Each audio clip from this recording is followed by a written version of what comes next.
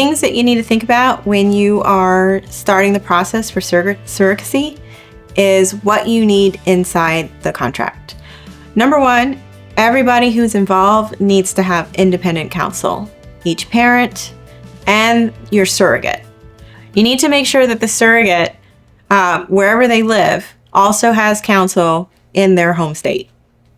Some of the rights and responsibilities of the intended parents for surrogacy is maintenance of cost for the surrogate, making sure that a contract is put into place well before the medical treatments and IVF take place.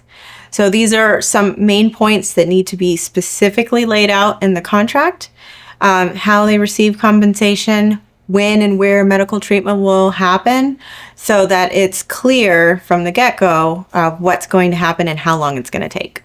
When you enter into a surrogacy contract, there sometimes are ramifications if one of the parties or multiple parties decide they want to breach the contract.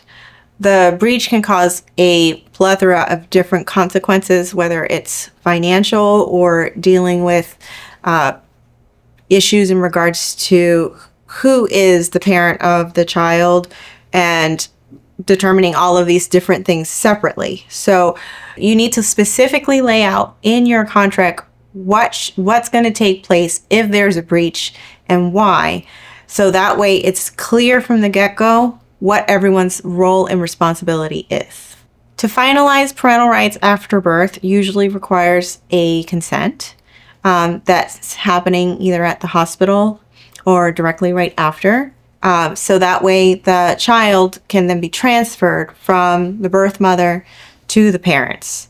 So that process should be laid out in your contract for surrogacy, how that's going to take, where it's going to take place, and how long it takes place as well.